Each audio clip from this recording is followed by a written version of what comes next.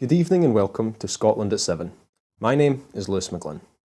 First up tonight, our Ukraine update on day 439 of the Russian invasion. A Russian missile attack overnight destroyed a Red Cross warehouse containing aid in Odessa. The Odessa Regional Organisation of the Red Cross Society said workers and volunteers were not in the 1,000 square metre unit at the time. At least 5 people were wounded by Russian strikes on Kiev as Moscow launched another large-scale attack on Ukraine. 3 people were injured in blasts in Kiev's Solomyansky district, and 2 others were injured when drone wreckage fell onto the Svyatshyn district, both west of the capital city centre, according to Mayor Vitaly Klitschko. Russian artillery shelling wounded 8 people, including a 9-year-old boy, in 2 villages in Kherson. About 100,000 Russian soldiers have died in the battle to capture Bakhmut, according to Colonel Serhiy Cherevtey, spokesperson for the Eastern Group of the Armed Forces of Ukraine. Russia's Wagner mercenary group appears to have ditched plans to withdraw from Bakhmut in eastern Ukraine, saying they had been promised more arms by Moscow. The European Commission President, Ursula von der Leyen, will meet the Ukrainian President, Volodymyr Zelensky, in Kiev tomorrow.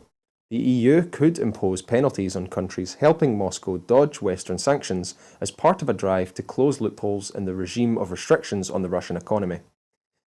A total of 1,679 people, including 660 children, have been evacuated from areas near the Zaporizhzhia nuclear plant, a Moscow-installed official in the Russia-controlled parts of the Zaporizhzhia region has said.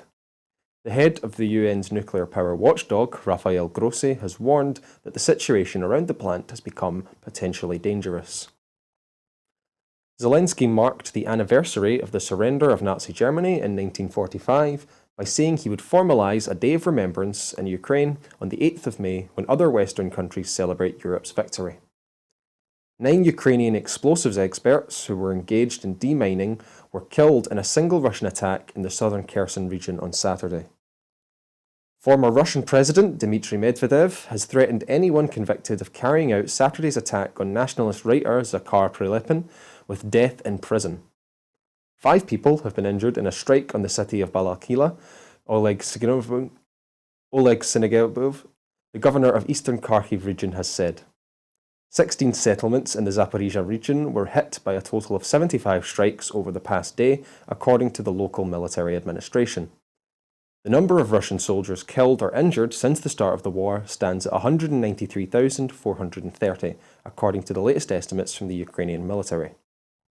Russia's population has declined by 2 million more than expected over the last 3 years, according to UK intelligence. Our top story tonight. The SNP is calling on Labour and Liberal Democrat supporters to vote for the SNP at the next general election if they want to lock the Tories out of Scotland. As the main competitor in every Tory-held seat in Scotland and the incumbent in all Tory target seats, the SNP believes it can wipe the Tories out of Scotland if enough Labour and Lib Dem supporters lend their votes to the SNP at the next general election expected next year.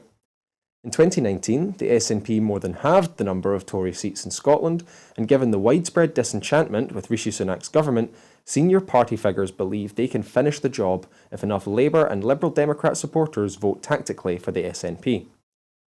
The 6 Tory-held seats in Scotland include Moray, the constituency of Scottish Tory leader Douglas Ross, West Aberdeenshire and Kincardine, Dumfries and Galloway, Dumfriesshire, Clydesdale, Tweeddale and Berwickshire, Roxburgh and Selkirk. In each seat, the Liberal Democrats and Labour Party are a distant third and fourth, with enough votes between them to unseat the Tories if they are lent to the SNP. Commenting, the SNP Westminster leader, Stephen Flynn MP, said, "Voting SNP is the only way to beat the Tories in Scotland at the next general election, and a strong team of SNP MPs can ensure Scotland holds the balance of power at Westminster.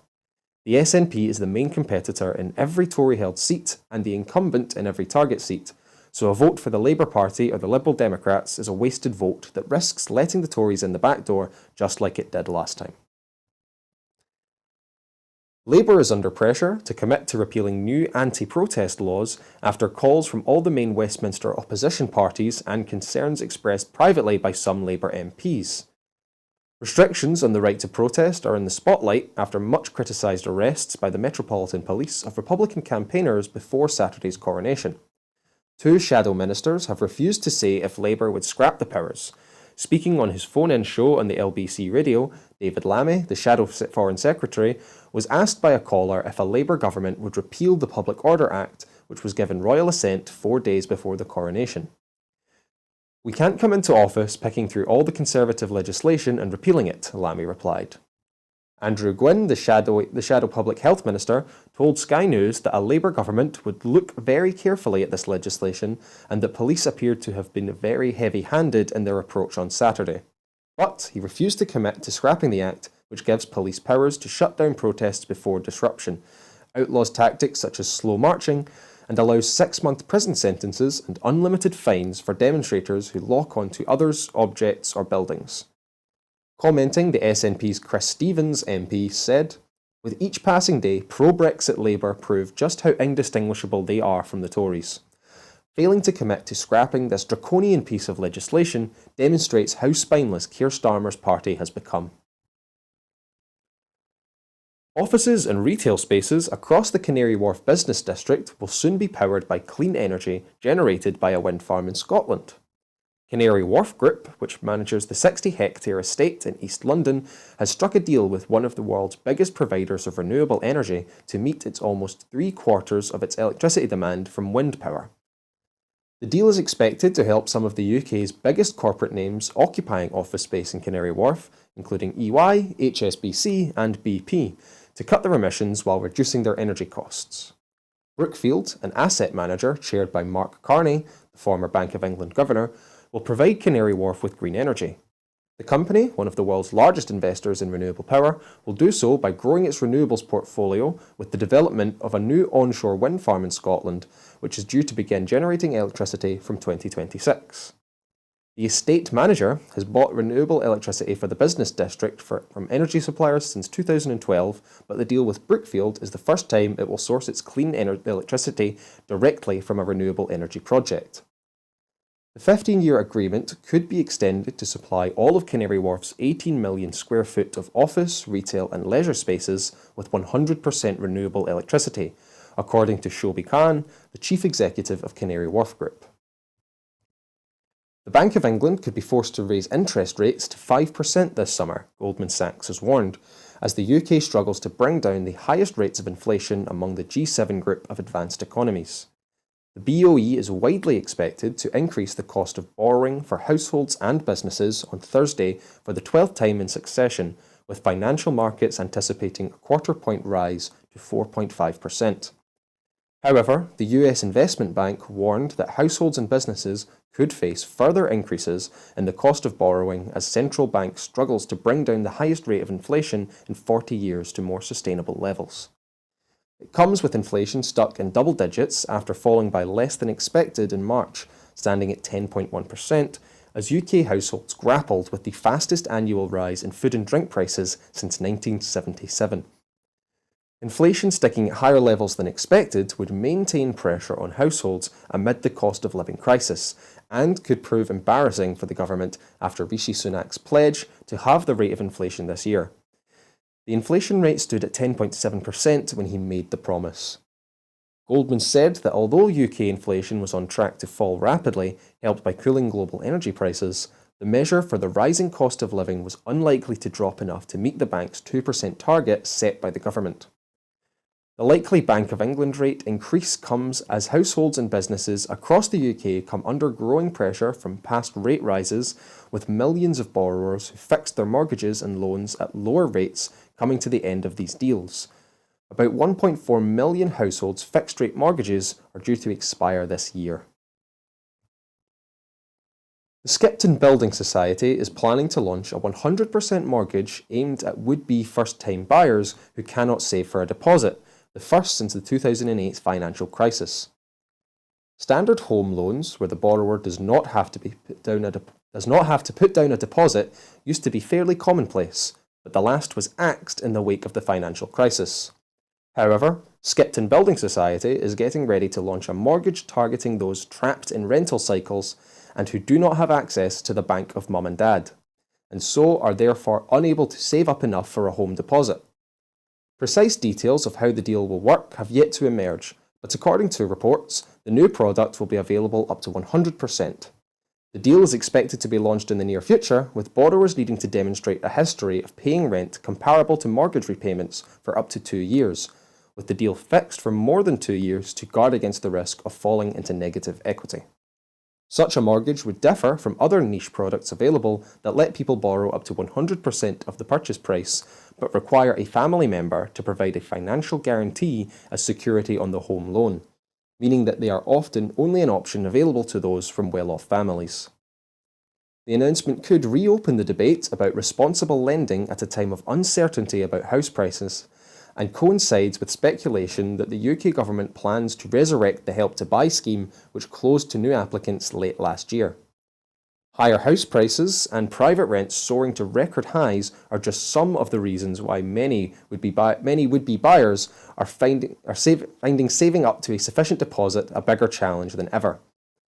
The last UK lender offering standard 100% mortgages where no deposit was required withdrew from the market 15 years ago. More than 1,000 people gathered outside the Carnarvon Castle in North Wales for a rally protesting against second homes, which they say are destroying Welsh language strongholds. Members of Cymdeithas Iraith, the Welsh Language Society, are calling for a new Property Act to protect communities in language heartlands such as Gwynedd in the north and Pembrokeshire in the southwest. Cymdeithas Iraith argue that because many of the places where Welsh is strong happen to be some of the country's most beautiful coastal and rural areas, they are magnets for second homeowners whose arrival can hollow out Welsh-speaking communities. They say the problem increased during the pandemic when many people left cities and towns and relocated on the coast or in the country. Fred Francis, a prominent Cymdeithas Iraith activist, said, "This current system drives especially young people out of their communities as houses are snapped up, often online within hours, by people moving in from higher income areas outside Wales. This process is destroying Welsh-speaking communities, but is also a wider issue throughout Wales as local people are forced out by commercially driven developments for commuters, people retiring and unaffordable rents."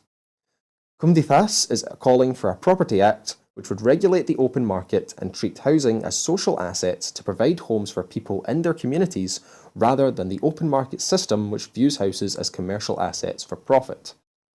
New measures giving councils in Wales a raft of extra powers designed to tackle the second homes problem came into force last month, but Cymdeithas Iraith argues that the measures do not go far enough and says a new law should place a duty on local authorities to ensure suitable housing solutions for local people within a reasonable distance and time. The Welsh Government spokesperson said, "We are taking radical action using the planning, property and taxation systems to achieve this as part of a joined-up package of solutions to a complex set of issues." St Kitts and Nevis PM says the country is not free while King Charles is the head of state. The Prime Minister of St Kitts and Nevis in the Caribbean has claimed the country is not totally free while King Charles remains head of state. Terence Drew has said that a public constitution on whether the Commonwealth realm nation should become a republic would start during his leadership. Dr Drew of the St Kitts and Nevis Labour Party, who won a snap election in August, also called on the monarchy to apologise for its historical links to the slave trade. Buckingham Palace said Charles took slavery profoundly seriously. Dr Drew was among world leaders who posed in a group photograph with Charles after attending a Commonwealth reception at Marlborough House in London on Friday, before the King's coronation at Westminster Abbey on Saturday.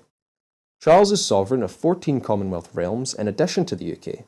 The Commonwealth is a voluntary association of 56 independent countries, almost all of which were formerly under British rule.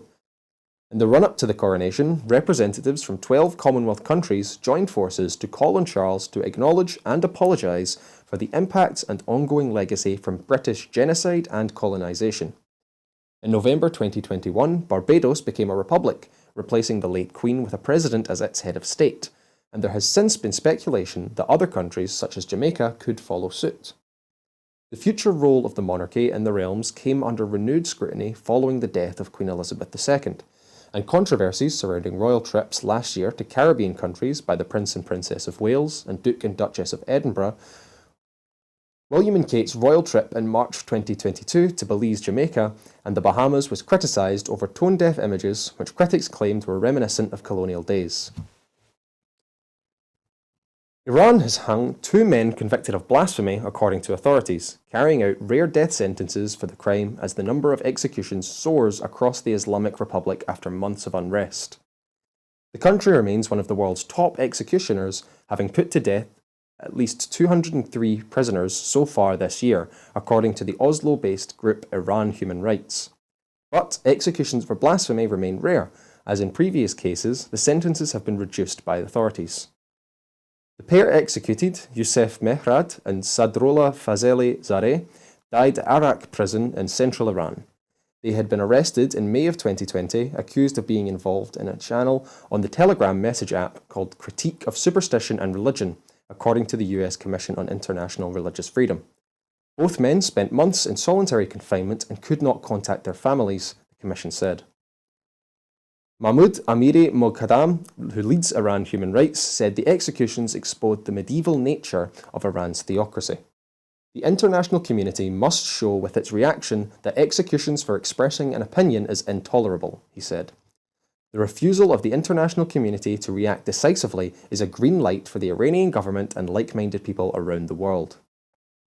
The recent spate of executions, including of members of ethnic minority groups in Iran, comes as month-long protests over the death in September of 22-year-old Masha Amani after her arrest by the country's morality police have cooled. At least 4 people charged over alleged crimes over the demonstrations have been put to death. The protests, during which 500 people were reportedly killed and 19,000 others arrested, marked one of the biggest challenges to Iran's theocracy since the 1979 Islamic Revolution. In 2022, Iran executed at least 582 people, up from 333 in 2021, according to Iran Human Rights. Amnesty International's most recent report on executions put Iran as the world's second largest executioner, behind China, where thousands of people are believed to be put to death a year. Texas Senator Ted Cruz's comment that he was praying for families of the 8 victims killed in a shooting at a shopping mall in his state has sparked outrage, as many critics say the Republican should advocate for meaningful gun control rather than repeatedly invoke prayer after mass deadly violence. The backlash came as President Joe Biden called on Congress to pass gun control bills after Saturday's attack, in which the gunman was also killed in Allen, Texas. Criticism of Cruz grew several hours after the shooting when he tweeted, "Heidi and I are praying for the families of the victims of the horrific mall shooting in Allen, Texas. We also pray for the broader Collin County community that's in shock from this tragedy." Shannon Watts, founder of gun safety group Moms Demand Action, said on Twitter, "You helped arm him with guns, ammo and tactical gear. He did exactly what you knew he'd do. Spare us your prayers and talk of justice for a gunman who is dead. The only accountability we can hope for is that gun extremists like you are thrown into the ash heap of history." Star Trek actor George Takei added, "You're worse than useless." Another Twitter user said, "Thoughts and prayers are nothing but blasphemy and evil." A new evaluation estimates that a Scottish government-funded research programme has contributed £680 million to Scotland's economy by helping to create jobs and further education qualifications, save carbon emissions, and reduce the impacts of animal diseases. The Environment, Natural Resources and Agriculture Strategic Research Programme has invested over £50 million a year into scientific projects that focus on key issues in both the agricultural and environmental sectors. Past projects include COVID monitoring in Scottish wastewater. This analysis provided the evidence needed to begin monitoring sewage to gauge the amount of viral COVID matter, allowing the spread of COVID in the community to be monitored and reported. Coastal flooding and erosion. This research programme created a pan-government partnership that has transformed Scotland's public sector's understanding of coastal change and the risks from coastal flooding and erosion under a changing climate. The reintroduction of hemp as an environmental and healthy crop. The research conducted on hemp has demonstrated that this valuable environmental crop can not only contribute to meeting climate and biodiversity targets, but can also deliver high-quality alternative protein and other health benefits. The evaluation of past research will improve the delivery of new research projects for 2022 to 2027, Rural Affairs, Land Reform and Island Secretary Mary Googan has said. The Environment, Natural Resources and Agricultural Strategic Research Programme has funded world-class research at Scotland's Safari Research Institutes that addresses nationally relevant goals around protecting and sustaining Scotland's environment. During the pandemic, the monitoring of COVID-19 in Scottish wastewater was a crucial part of the government's emergency response, helping us to measure the spread and mutation of the virus and keep people safe. Research has addressed many other challenges, including animal and plant health, regenerative farming, water quality, peatland restoration and land reform. Resulting science has helped to shape government policy and support innovation by Scottish producers and land managers. As Scotland's climate changes, this research has supported businesses' resilience and future-ready communities across the nation. Well, that is it for this evening, but before I go, I just want to remind you that here at Broadcasting Scotland, we depend on the generosity of our supporters. So, to everyone who has donated, and to everyone who has signed up to make a regular monthly payment, thank you very much. Our programmes will always be free to view. However, if you can afford £5 a month, please consider becoming a Broadcasting Scotland supporter. We have set ourselves a target of adding 10,000 new subscribers to enable us to employ staff to make more programmes. Good night, and thank you for watching.